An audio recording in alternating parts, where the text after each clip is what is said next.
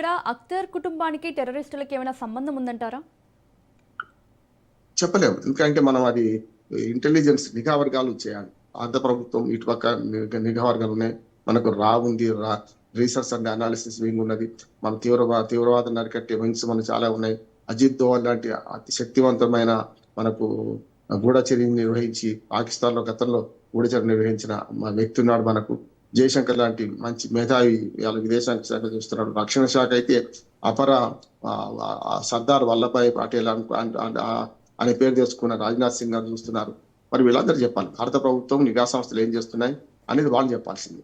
కనుక బయట కనపడడానికి కారణం ఏమిటి అనే సమస్య. ఇప్పుడు ఏంటంటే పాకిస్తాన్ ఒక రకంగా చెప్పాలంటే మాకు తీవ్రవాదులను మేము బహిరంగ ప్రోత్సహిస్తున్నాం చెప్పడం కోసమా ఒక మాట చెప్పి అరెస్ట్ చేయొచ్చు. అసలు వాళ్ళందరూ నిషేధిత సంస్థకు సంబంధించిన వాళ్ళు అంత్యక్రియలు హాజరైన వాళ్ళు అరెస్ట్ చేసినప్పుడు పడేయచ్చు కదా, ఎందుకు చేస్తలేరు?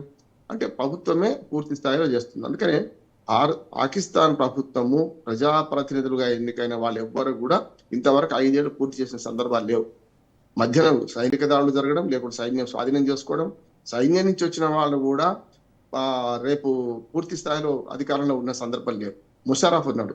ముషారఫ్ కూడా సైన్యాధ్యక్షుడు ఉండే మరి మన ఎన్నికైన పౌర ప్రభుత్వాన్ని పడగొట్టి వచ్చాడు. ఆయన కూడా పూర్తి స్థాయిలో ఉండలేదా? ఇప్పుడు ఇంకొక కుట్ర జరుగుతుంది పాకిస్తాన్ లో. ఏంటంటే షహబాజ్ షరీఫ్ కేవలం పప్పెట్, అంటే నామమాత్రంగా తోలుబొమ్మ లాగా ఉన్నాడు. ఒరిజినల్ గా ఆసిఫ్ మునేరే అంటే సైన్యాధ్యక్షుడే రాజకీయం చేస్తున్నాడు. సైన్యాధ్యక్షుడే ప్రధానిని అటు అధ్యక్షుడిని మన పాకిస్తాన్ అధ్యక్షుడిని పక్కకు పెట్టి పూర్తిగా వయా మీడియా తానే పరిపాలన సాగిస్తున్న మాట వస్తుంది. అందుకని చూడండి మీరు, అమెరికా అధ్యక్షుడు ట్రంప్ మునీర్ను ఫస్ట్ మనకు విందుకు పిలిచాడు, చూసింది కదా. తర్వాత ఇద్దరిని పిలిచారు కదా. మొదలైతే మునీర్కి పెద్దపీట వేశారు కదా. ఎన్నికైన ప్రజా ప్రభుత్వంతో మాత్రమే వ్యవహరించాల్సిన అమెరికా అంత అగ్రరాజ్యం, అంత పెద్ద దేశం, ఒక పక్కన మన పాకిస్తాన్ ఈ తీవ్రవాదాన్ని ప్రోత్సహిస్తున్న పాకిస్తాన్ దేశ సైన్యాధ్యక్షుని పిలిచిందంటే అర్థం చేసుకోవచ్చు. అంటే అందుకని పాకిస్తాన్ లోని సైన్యాన్ని పూర్తిగా సైన్యం మొత్తం ఉగ్రవాద చేతిలో ఉన్నది కనుక తన మరణ శాసనం తనని రాసుకునే పాకిస్తాన్ ను ప్రోత్సహిస్తూ మరి వాళ్ళ అమెరికా లాంటిది కూడా దేశం తప్పు చేస్తున్నది. దీనికి కొందరు మద్దతు ఇచ్చే వాళ్ళు కూడా మన దేశంలో ఉండడం కూడా దురదృష్టకరం అంట. మన దేశంలో ఇటువంటి వాళ్ళు ఉన్నారు. అందుకని ఇవన్నీ ఎట్లా ఉన్నాయంటే తీవ్రవాద సంస్థలను ప్రోత్సహిస్తే తీవ్రవాదం చేతుల్లో చచ్చిపోతాం. ఆ మాట పాకిస్తాన్కి అనుభవక వైద్యం, కానీ ఇప్పటి వరకు ఆ పని చేస్తలేదు అంటారు. అందుకని వాళ్ళ లష్కర్ ఈ తోయిబా ప్రధానమైన లక్ష్యాలు భారతదేశాన్ని ఇస్లామీకరణ చేయడం, మన జమ్మూ కాశ్మీర్ పూర్తి స్థాయిలో పాకిస్తాన్ కలుపుకోవడం, ఆక్రమిత కాశ్మీర్తో సహా, అట్లాగే పాకిస్తాన్ లో తమ ఉగ్రవాద ప్రభుత్వాన్ని నెలకొల్పడం, ఇట్లాంటి దుర్మార్గమైన లక్ష్యాలు పెట్టుకున్న దాన్ని ప్రోత్సహిస్తూ ఇవాళ మీరు అన్నట్టు అంత్యక్రియలకు కూడా వాళ్ళు హాజరైతే రాచమర్యాదలతో వాళ్ళు హాజరైపోయేంత పరిస్థితి, తుపాకులతో హాజరయ్యారు. మనం చూసాం కదా. మనం ఆపరేషన్ సింధూర్లో 6 చోట్ల దాడులు జరిగినప్పుడు కూడా అప్పటి ఆ తీవ్రవాదుల మనం చంపిన తీవ్రవాదుల అంత్యక్రియలకు కూడా వారి శవాల మీద పాకిస్తాన్ జెండా కప్పి మరి నివాళులు అర్పించారు ప్రజాప్రభుత్వ అధికారులు, చూసింది కదా. అందుకని సమస్య లేదు. ఉగ్రవాదానికి ఉదవిస్తున్న పాకిస్తాన్ పీచమనచకపోతే కష్టమే. మరో యుద్ధం వచ్చినా పర్వాలేదు, కానీ లేకపోతే ఏమవుతుందంటే పాకిస్తాన్ పెట్టయిపోతే రేపు మన ప్రజల ప్రాణాలకు ముప్పు అంటున్నారు. అంతేందుకు ఆపరేషన్ సింధూర్ తర్వాత మనకు అంతకుముందు పహల్గాంలో మతాన్ని చూసి చంపారు. మనమేమో కేవలం తీవ్రవాద స్థావరాలు మాత్రమే దెబ్బతీసి వచ్చాం 6 గంటలో. కానీ వాళ్ళు ఏం చేసిండ్రు, మన పాకిస్తాన్ అంటే ఆక్రమిత కాశ్మీర్కు మన ఆధీనంలో ఉన్న మన కాశ్మీర్ మధ్యన పూంచు, బారాముల్లా సెక్టార్లో పెద్ద ఎత్తున దాడి చేసి 16 మంది మన ముస్లిం వాళ్ళని చంపేశారు. అక్కడ చనిపోయేది ముస్లింలు ఎక్కడ కూడా. కానీ సమస్య ఏమైంది చూసింది కదా. మనం దానికి బదులా తీసుకోవడానికి మళ్ళీ దాడులు చేయాల్సి వచ్చింది. ఆపరేషన్ సింధూర్ ఆగిపోలేదు, ఇంకా ముందున్నది అని భారత ప్రభుత్వం ప్రకటించింది. దానికన్నా దౌత్య మార్గాల ద్వారా మనం చేస్తుంటే వాళ్ళేమో దుర్మార్గంగా అమెరికా అండ చూసుకొని పనిచేస్తున్నట్టు అనిపిస్తుంది నాకు. ఇరాన్ అమెరికా దాడులు మళ్ళీ మొదలైనవి, ఆ యుద్ధం మళ్ళీ మొదలైంది చూస్తున్నాం. అటుపక్క ఉక్రెయిన్ రష్యా యుద్ధం నడుస్తూనే ఉంది. అందుకని యుద్ధ పిపాసులైన అటువంటి అమెరికా లాంటి దేశాన్ని పట్టుకొని ఇవాళ పాకిస్తాన్ ఆటాడుతుంది. పాకిస్తాన్ ను సరిగ్గా కంట్రోల్ చేయాలంటే అమెరికా కంట్రోల్ చేయవుతుంది. ఇంకొక మాట, మనకు తెలియని శత్రువు తెలిసిన శత్రువే ఉన్న చైనా కూడా ఆ జియో పాలిటిక్స్ ద్వారా పాకిస్తాన్ పరోక్షంగా ప్రోత్సహిస్తున్నది. సమస్య ఎక్కడ వస్తుంది అంటే పాకిస్తాన్ తమ తెలుగు రాకపోతే చాలు, తమ భూభాగంలో ఉగ్రవాద చర్యలు చేయకపోతే చాలు అని చైనా అనుకుంటే ఇవాళ కాకపోతే రేపు, రేపు కాకపోతే రేపు, ఎల్లుండి నీవు నేర్పుడే విద్య నీరజాక్ష అన్నట్టు మరి పాకిస్తాన్ చైనా ప్రాంతంలో కూడా ఉగ్రవాద చర్యలు చేయదని నమ్మకం లేదు.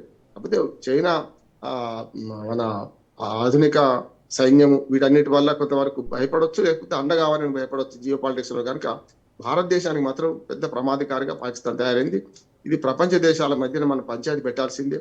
కానీ అంతర్జాతీయ మన రాజ్యాంగ వ్యవస్థలు లేకుంటే సంస్థలు బాగా నిర్వీర్యమైపోయిన పరిస్థితులలో మరొకసారి అంతర్జాతీయంగా ఈ తీవ్రవాదానికి వ్యతిరేకంగా కొత్త సంస్థలు పుట్టుకురావాలి. కంట్రోల్ చేసే ఐక్యరాజ్య సమితి లేకుంటే భద్రతా మండలి లేకపోతే ఇట్లాంటి సంస్థలన్నీ నిర్వీర్యమైన సందర్భంలో కొత్తగా ఈ రాజకీయ పునరేకీకరణ జరగాలి. అట్లాగే రాజ్యాంగ వ్యవస్థలు కూడా ప్రపంచాన్ని శాసించే వ్యవస్థలు రావాల్సిన అవసరం ఉందని నాకు అనిపిస్తుంది. Okay sir. అలాగే ఈ పహల్గాం దాడి తర్వాత ప్రాంతీయ భద్రతా పరిస్థితుల్లో ఏమైనా మార్పులు వచ్చాయా? మీకు ఏమైనా మార్పులు కనిపించేసి?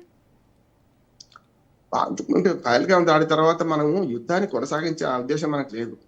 మనం దాడులు చేసింది స్పష్టంగా ఏదైతే తీవ్రవాదులు పహల్గాం దాడికి పాల్పడ్డారో ఆ స్థావరాల మీద, ఆ ఉగ్రవాద స్థావరాల మీద పాకిస్తాన్ ఆక్యుపైడ్ కాశ్మీర్లో చేసినాం, ఇంక్లూడింగ్ పాకిస్తాన్ దేశంలో కూడా చేసి మనం వెనుకొచ్చాం. చూసాం కదా, వాళ్ళకి అసలు వాళ్ళు ఊహించినంత స్పీడ్గా దాడులు చేసి వచ్చాం. దానికి అంతర్జాతీయ మద్దతు కూడగొట్టడానికి 6 బృందాలుగా ప్రపంచవ్యాప్తంగా దేశాల్లో మన బృందాలు తిరిగినాయి. ఒక మంచి ఉదాహరణ చెప్పుకోవాలంటే కాంగ్రెస్ పార్టీ నాయకుడు ఇప్పటికి కూడా శశిధరూర్ గారు మోడీని విమర్శిస్తూనే ఉన్నారు కొన్ని సందర్భాలలో. శశిధరూర్ లాంటి కేరళ నాయకుడు, దేశవ్యాప్తంగా జాతీయ స్థాయి నాయకుడు, ఆయనను అమెరికా పంపించినాం కదా ఆయన నాయకత్వంలో బృందాన్ని. మేము పాకిస్తాన్ మీద దాడి చేసిన ఆపరేషన్ సింధూర్ కేవలం ఆత్మరక్షణ కోసమే.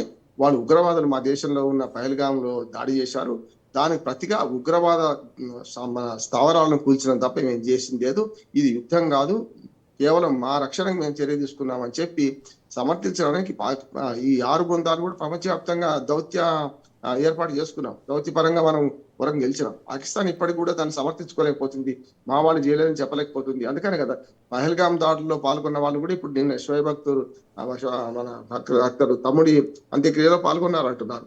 మరి దీన్ని గట్టిగా పట్టుకోవాలి కదా. అందుకని మనం ఇప్పుడు ఏం చేయాల్సి వస్తుంది అంటే ఈ నిన్నటి వీడియో చూపెట్టి అంతర్జాతీయ సమాజంలో పాకిస్తాన్ ఎండగట్టాలి. అంటే మీరు నిషేధించిన పార్టీ వ్యక్తులే మీ దేశంలో ఒక ప్రముఖుడి అంత్యక్రియలకు హాజరైండ్రు అంటే మీరు ఏం చేస్తున్నారు, వాళ్ళని మీరు ఎందుకు పట్టుకోవడం లేదు? పోనీ ఏదో తెలియకుండా వచ్చిపోయిండ్రు అంటే వేరు, అట్లా కాదు. ప్రభుత్వాధికారులు అట్లాగే పాకిస్తాన్లోని ప్రజాప్రతినిధులు ఈ అంత్యక్రియలకు హాజరైతే అక్కడ ప్రసంగాలు చేస్తుంటే వీళ్ళు వచ్చి నివాళులు అర్పించి వెళ్ళారు ఈ తీవ్రవాదులు. మరి అది చాలా పెద్ద నేరం కదా. పొద్దున వాళ్ళని ప్రోత్సహించే మన భారతదేశానికి వ్యతిరేకంగా వాళ్ళని మలుద్దాం అనుకుంటున్నాయి, కానీ మీకు వ్యతిరేకంగా మొట్టమొదటి జరుగుతుంది. పాకిస్తాన్ లో దాడులకు అతి కొద్ది కాలంలో పాకిస్తాన్ దాడులతోనే మొదలు పెడతారు వాళ్ళు. ఎందుకంటే పాకిస్తాన్ లో విధ్వంసం సృష్టించుకుంటూ వాళ్ళ భయభ్రాంతులు చేసుకుంటూ పక్క దేశాల మీద పడతారు అనుకుంటున్నాను. మన దేశం మీద పడడానికి ధైర్యం కావచ్చు, కానీ వాళ్ళ లీనియన్స్ వల్ల ప్రపంచవ్యాప్తంగా ఎక్కడైనా సరే దాడులు చేస్తుంది వాళ్ళ ప్లాన్ ఉన్నది. లష్కర్ ఈ తోయిబా నెట్వర్క్ కూడా చాలా పెద్దది. వాళ్ళ పాకిస్తాన్ లో స్థావరాలు ఏర్పాటు చేసుకోవడం కాదు, విదేశాల్లో కూడా వాళ్ళు పెద్ద ఎత్తున చేస్తున్నారు. సిఐఏ లాంటి అమెరికా సంస్థ ఎందుకు గుర్తించలేకపోతుంది? తమకు కూడా ప్రమాదం అనుకుంటున్న మన సెప్టెంబర్ 9 ట్విన్ టవర్స్ కూల్చిన దాని మీద ఎందుకు ఇంకా చర్య తీసుకుంటలేకపోతుంది అంటే స్పష్టంగా మన భారతదేశానికి వ్యతిరేకంగా పాకిస్తాన్ ప్రోత్సహించే క్రమంలో అమెరికా కూడా ఒక రకంగా ఒక చేయాలి చేస్తున్నాక నాకు అనిపిస్తుంది. అమెరికా అండ చూసుకొని పాకిస్తాన్ ఎగిసిపడుతున్నాను నేను అనుకుంటున్నాను.